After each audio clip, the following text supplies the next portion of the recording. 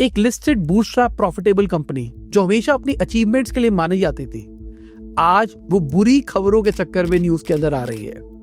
उनके shares all time high से 77% नीचे जा चुके हैं। उनके प्रोमोटर्स अपने शेयर्स बेच रहे हैं। कंपनी के प्रॉफिट श्रिंक होते हुए दिखाई दे रहे हैं। तो क्या है ईज माई ट्रिप की रियलिटी? आज की केस स्टडी में हम यही जानने वाले हैं। ईज माई ट्रिप की शुरुआत होती है 2008 के अंदर, जहां पर 3 भाई मिलके इस कंपनी को शुरू करते हैं और आइडिया होता है कि हम कन्वीनियंस फीस नहीं लेंगे। जब भी आप किसी साइट से फ्लाइट्स बुक करते थे तो आपको एडिशनल चार्जेस देने पड़ते थे, बाहर कुछ और अंदर कुछ और। इन्होंने कहा हम लोगों के साथ धोखा नहीं करेंगे, जो दिखेगा वही मिलेगा। ये कोई मार्केटिंग ट्रिक नहीं थी, ये कंपनी की फिलॉसफी थी जो कि उनको ऑनेस्ट और ट्रांसपेरेंट दिखा रही थी। बिजनेस मॉडल सिंपल सा था, हम कन्वीनियंस फीस नहीं लेंगे, जिसके चक्कर में बहुत सारे लोग हमसे बुक कराएंगे। हम जितनी भी एयरलाइंस है उनसे छोटा सा एक कमीशन लेंगे हर बुकिंग के ऊपर और हमारे पास में प्रॉफिट बनता चला जाएगा। इसके अलावा अपसेल करेंगे बाकी अपनी सारी सर्विसेज को। इस सिंपल से बिजनेस मॉडल के चक्कर में इनको बहुत ही जबरदस्त तरीके से ग्रोथ मिली। इन्होंने बिना फंडिंग के प्रॉफिटेबली अपनी कंपनी को लिस्ट भी किया। बट 2024-25 तक आते आते जो कंपनी की सबसे बड़ी स्ट्रेंथ थी वो अब उनकी वीकनेस बनती हुई दिखाई दे रही थी। कंपनी का रेवेन्यू तो बढ़ रहा था पर उस लेवल से कंपनी का प्रॉफिट नहीं बढ़ रहा था। इसके पीछे के 3 पॉसिबल रीजंस हो सकते हैं, जिसको हम बिजनेस की टर्म्स में कहते हैं लीक्स। सबसे पहला जो पॉसिबल लीक हो सकता है वो है जो इन्होंने फ्री कैंसिलेशन पॉलिसी निकाल दी। सामने से ये चीज कस्टमर को बहुत अच्छी लगती है बट कंपनी को इसके पीछे कॉस्ट बियर करनी पड़ती है। जहां कंपनी के पास कुछ बचता है वो फ्री कैंसिलेशन के थ्रू निकल जाता है। इसके अलावा अगर इनकी बैलेंस शीट को हम देखते हैं तो कंपनी के अंदर जो एडिशनल एक्सपेंसेस है सपोर्ट के ऊपर, टीम के ऊपर, ये बहुत ज्यादा है। यही वन ऑफ द रीजन है इतना ज्यादा रेवेन्यू होने के बावजूद भी मार्जिन्स नहीं बन पा रहे हैं। और तीसरा और सबसे बड़ा जो लीक मुझे पर्सनली लगता है वो है मल्टीपल वेंचर्स के अंदर घुस जाना। इनको समझ में आया कि भाई बहुत सारे कस्टमर्स हैं जो हमको जानते हैं, हमारी ऐप के ऊपर आते हैं, तो अब चलो हमारे ट्रस्ट को हम कैपिटलाइज करते हैं और बाकी जगह पे वेंचर आउट करते हैं। सबसे पहले इन्होंने ध्यान दिया मेडिकल टूरिज्म के ऊपर। मेडिकल टूरिज्म अच्छा प्रॉफिटेबल हाई मार्जिन बिजनेस है, तो इनको लगा कि अपने नाम को वहां यूटिलाइज करके काम कर लेंगे। बट यहाँ पे सबसे बड़ी प्रॉब्लम है एक्सपर्टीज। ये नॉर्मल ट्रैवलिंग एजेंट की तरह गेम नहीं है कि आपने एक आइटनरी बना रखी है और उस आइटनरी के ऊपर सबके सब लोग जा रहे हैं आ रहे हैं। यहाँ पे आपको मेडिकल प्रोफेशनल्स के साथ में बहुत सारी चेन्स के साथ में पार्टनरशिप करनी पड़ती है, जिसके चक्कर में यहाँ पर ये फेल होते हुए दिखाई दे।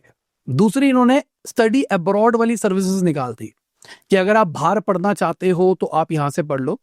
बट सवाल ये है कि अगर कोई बाहर पढ़ना चाहता है तो वो कंसल्टेंट के पास जाएगा या फिर जिस एजेंट से वो अपनी ट्रैवलिंग बुकिंग कराता है उसके पास में जाएगा। इसके अलावा इन्होंने ऑफलाइन स्टोर्स भी खोलने की कोशिश करी।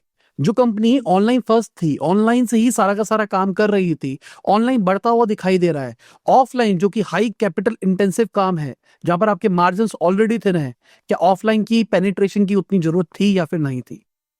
इनके पास में ऑलरेडी ही बहुत सारा ट्रैवल एजेंट का नेटवर्क था। इनके अर्ली टाइम की सक्सेस के पीछे बहुत बड़ा रीजन था कि बहुत सारे ट्रैवल एजेंट डायरेक्टली इनसे बुकिंग कराते थे और आगे कस्टमर्स को बेचा करते थे फ्लाइट टिकट्स, क्योंकि मार्जिन बच जाते थे। तो यहाँ पे जो इनका एग्जिस्टिंग नेटवर्क था आप उनके लिए थ्रेट बन रहे थे। चौथा, इन्होंने यूएई के अंदर भी एक्सपैंड कर दिया, जिसको मैं थोड़ा न्यूट्रल कहूंगा। हो सकता है ये चीज अच्छी प्ले आउट करे, हो सकता है अच्छी प्ले आउट ना करे, क्योंकि वहां पे हाई मार्जिन गेम बन सकता है। बट एक नई जगह के ऊपर जाना जहां पर ऑलरेडी आपकी बैलेंस शीट स्ट्रेस्ड है, जहां पर आपके एथिक्स ही थे हमेशा प्रॉफिटेबल रहने के, क्या ये चीज सही थी? अब एक बार इनकी फाइनेंशियल्स को समझो। 2019 के अंदर कंपनी प्रॉफिटेबल थी, ठीक ठाक काम चल रहा था। 2021 के अंदर नंबर्स देखो, ऑलमोस्ट 140 करोड़ का रेवेन्यू किया और 62 करोड़ का प्रॉफिट आफ्टर टैक्स है, जो कि बहुत हेल्दी नंबर्स है। 2022 के अंदर ये मेंटेन था, पर 2023 के अंदर आप देखो रेवेन्यू तो बढ़ा है पर प्रॉफिट उस लेवल पे नहीं बढ़े, मतलब मार्जिन घटते हुए दिखाई दिए। 2024 के अंदर भी मार्जिन्स और घटते हुए दिखाई दिए है, रेवेन्यू बढ़ा है बट प्रॉफिट घटे है। और Q1 के रिजल्ट के हिसाब से लग रहा है कि अभी जो फाइनेंशियल ईयर होगा ये शायद इतना अच्छा इनके लिए नहीं रहने वाला। तो क्या ये सारी चीजें कंपनी के लिए उतनी कंसर्निंग है? शायद नहीं। इस टाइम पे बहुत सारी ऐसी कंपनीज है जो कि दबा के लॉस कर रही है, उनकी मार्केट वैल्यूएशन अच्छी खासी है। तो क्या अगर ये प्रॉफिट मार्जिन्स को कम कर रहे हैं रेवेन्यू की कॉस्ट के ऊपर, क्या ये एक बहुत बड़ा ड्रास्टिक इंपैक्ट डालेगा इनके ऊपर? शायद नहीं। बट कहीं ना कहीं ये चीज इन्वेस्टर समझ रहे हैं, कुछ ऐसे क्यूज इन्वेस्टर समझ पा रहे हैं जिसके चक्कर में इनके शेयर प्राइसेस घटते हुए दिखाई दे रहे हैं। सबसे पहला क्यू था जहां पर देखने को मिला कि कंपनी के प्रमोटर्स धीरे धीरे करके अपने शेयर्स बेच रहे थे। ये चीज लोगों ने आइडेंटिफाई करी, उसके बाद भी इनके शेयर प्राइसेस घटते हुए दिखाई दिए। इसके अलावा जो कंपनी के सीईओ को फाउंडर है, उनका महादेव बेटिंग स्कैम के अंदर नाम आया। कंपनी ने बोला हमारा कोई इन्वॉल्वमेंट नहीं है इस चीज के अंदर, बट कहीं ना कहीं इसका इम्पैक्ट इनके शेयर प्राइसेस के अंदर, इनके ट्रस्ट वैल्यू के अंदर दिखाई दिया। इन बिटवीन कंपनी के जो को फाउंडर है वो सोशल मीडिया के ऊपर लोगों से लड़ाई झगड़े कर रहे हैं, देशभक्ति के बारे में बात कर रहे हैं। इसमें कुछ गलत नहीं है कि मालदीव्स का इंडिया का पंगा हो गया, इस चक्कर में उन्होंने मालदीव्स को कैंसिल कर दिया, या कुछ इंपैक्ट पड़ता है कि भाई ये हो गया वो हो गया, वो वोकल है बहुत ज्यादा। पर कहीं ना एक फाउंडर को उतना ज्यादा पॉलिटिकली वोकल नहीं होना चाहिए। ये मैंने पर्सनली यूट्यूब पे आने के बाद में सीखा है। अगर आप सोशल मीडिया के अंदर कोई भी साइड लेते हो तो दूसरी साइड वाले लोग हमेशा आपसे लड़ने के लिए तैयार होते हैं। अगर देशभक्ति दिखाने से या फिर कहने से कि भाई जो हमारा कॉम्पिटिटर है उसके चाइना के साथ में टाई अप्स है, हम ट्रूली इंडियन कंपनी है, इसकी वजह से अगर आपके कंपनी के बैलेंस शीट पे कोई इंपैक्ट पड़ता है तो दिस मेक सेंस। बट अगर नहीं पड़ रहा है तो मेरे हिसाब से इस आर्ग्यूमेंट का कोई कंक्लूजन नहीं निकलता है। ये चीज मैंने यूट्यूब के ऊपर बहुत गालियां सुन के समझी है कि भाई लोगों के ओपिनियंस है, अगर आप अपना ओपिनियन देते हो तो स्पेसिफिक ओपिनियन वाले लोग ऑफेंड होंगे। अब अगर आप उनको ऑफेंड करना चाहते हो तो कोई मैटर नहीं करता, बट अगर आपका बिजनेस बड़ा है तो मेरे हिसाब से सोशल मीडिया के अंदर लाइमलाइट में आना उतना अच्छा नहीं है। अगर आप ओपिनियन अपने बिजनेस के अराउंड देते हो तो कोई प्रॉब्लम नहीं है, अपनी डोमेन से हट के देते हो तो बैकलैश आएगा ही। इसके बाद में एक और बड़ी चीज होती है, प्रशांत पिट्टी जी कंपनी को छोड़ देते हैं।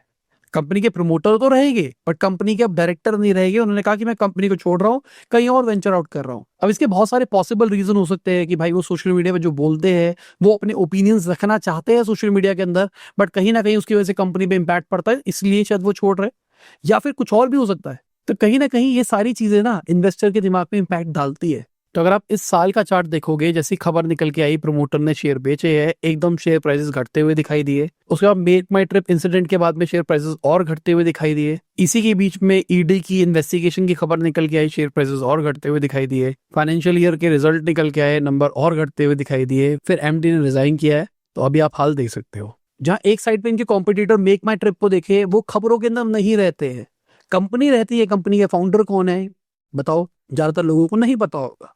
कंपनी क्या ऑफर्स लेके आ रही है, क्या बैलेंस शीट में उनके नंबर चेंज हो रहे हैं, कहां पे एक्विजिशन कर रही है, वो उस चीज के अराउंड ज्यादा कम्युनिकेशन करना पसंद करते हैं जो इन्वेस्टर्स को पसंद आता है। अभी रिसेंट इस गेम की एंट्री जिंगो की बात करके चले तो उन्होंने भी अपना गेम समझ लिया है कि भाई हम एक चीज के मास्टर बनेंगे, धीरे धीरे करके एक्सपेंड करेंगे।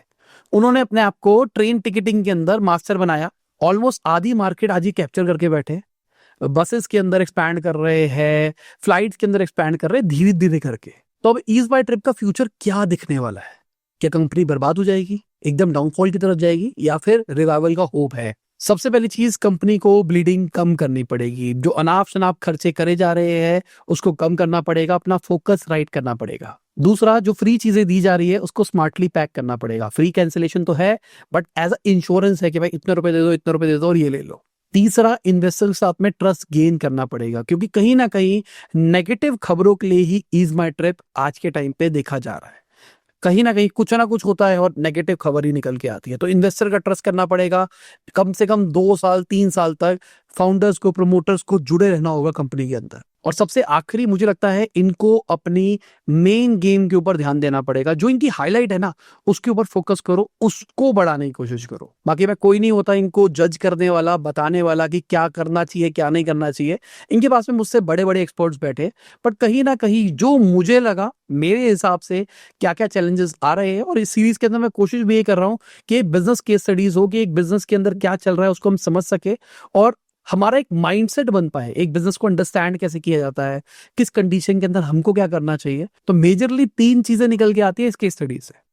पहली, फ्री सुनने में अच्छा लगता है कस्टमर को, पर इससे आपका बिजनेस नहीं बनता है। तो stop giving free, start planning smart free. दूसरा, अगर हमको बिजनेस के अंदर एक्सेल करना है तो जैक ऑफ ऑल ट्रेड नहीं बनना है, हमको मास्टर बनना है एक चीज के अंदर। उसके बाद में उसको मास्टर रखते रखते बाकी चीजों के ऊपर एक्सपैंड करना है। और तीसरा, मार्केट में अगर आप लिस्टेड कंपनी हो तो बॉम्ब नहीं फोड़ने हैं, मार्केट हेट सरप्राइजेस। तो चलिए इसी के साथ में हमारी आज की केस स्टडी खत्म होती है। उम्मीद करता हूं आपको मजा आ रहा होगा इस सीरीज के अंदर। किस टॉपिक के ऊपर आपको और केस स्टडीज चाहिए कमेंट सेक्शन में जरूर बताना। मुझे पर्सनली मजा आ रहा है इन वीडियोस के अंदर, एक्सपेरिमेंट कर रहे हैं। वेबसाइट पे भी ट्रैफिक आ रहा है, जो हम इंटरेक्टिव केस स्टडीज डाल रहे हैं वेबसाइट के ऊपर, लोगों को शायद पढ़ने में भी वो मजा आ रहा है। Thank you for supporting us. Bye, good night, शुभ खुदा हाफिज, गुड मॉर्निंग, जब भी वीडियो देख रहे हैं। जय हिंद, वंदे मातरम, दुआ में याद रखना।